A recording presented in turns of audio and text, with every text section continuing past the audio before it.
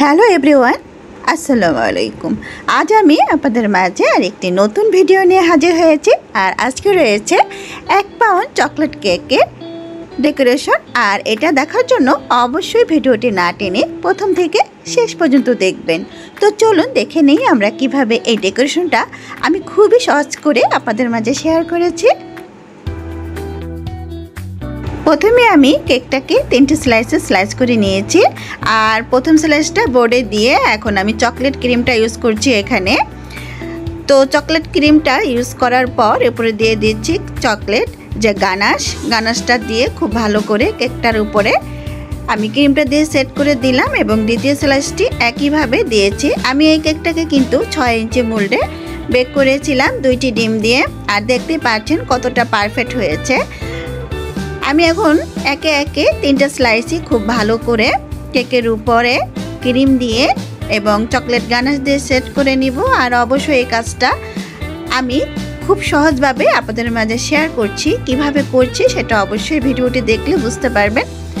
আপনারা যারা নতুন এসেছেন আমার চ্যানেলে অবশ্যই চ্যানেলটিকে সাবস্ক্রাইব করে দিবেন এবং পাশে থাকা বেল আইকনটি অন করে দিবেন, যাতে করে আমার নিত্য সকল ভিডিওর নোটিফিকেশন পেয়ে যান। আর যদি কিছু জানার থাকে কমেন্টের মাধ্যমে জানিয়ে দেবেন, আমি সর্বোচ্চ চেষ্টা করব আপনাদের মাঝে শেয়ার করতে। আর এই তো আপনারা দেখতেই পাচ্ছেন কথা বলতে বলতে কিন্তু কেকের ক্রিমটা আমি সেট করে নিয়েছি খুবই সহজভাবে। আর এই কেকের ক্রিমটা আমি শেয়ার করলাম না কিভাবে করেছি, আপনারা অবশ্যই ভিডিওটি ভালো করে দেখলেও লক্ষ্য করে বুঝতে পারবেন। এখন আমি উপরে গানাশটা দিয়ে প্যালেট নেপের সাহায্যে কেকের উপরে আর এখন প্যালেট নেপের সাহায্যে একটু ভালো করে ক্রিমটা দিয়ে আমি চকলেট গানাশটা দিয়ে একটা শেড তৈরি করব। আর দেখতেই পাচ্ছেন কত সুন্দর একটা কালার এসেছে।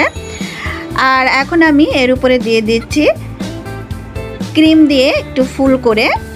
আর আজকে নিয়েছি আমি স্টার নজের 2D সাইজের।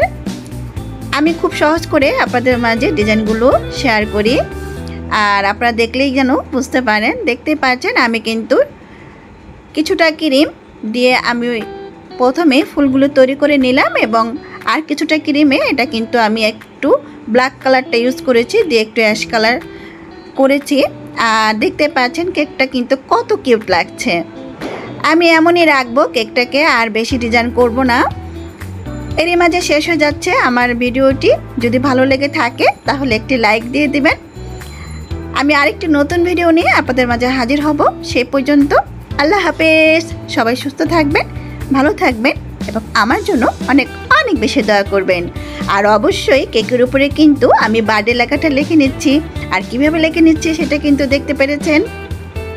উপরে আমি কিছু চেরি দিয়েও সাজিয়ে দিচ্ছি যাতে করে কেকটা দেখতে আরও কিউট লাগে। আর এই তো হয়ে গেল আমার কেকটি। এখন সাইড থেকে কিছু কালার স্প্রিঙ্কেলও দিয়ে দিব। একদমই সিম্পলভাবে আমি এটা করেছি। তো আরেকটি নতুন ভিডিও নিয়ে হাজির হব। আল্লাহ হাফেজ।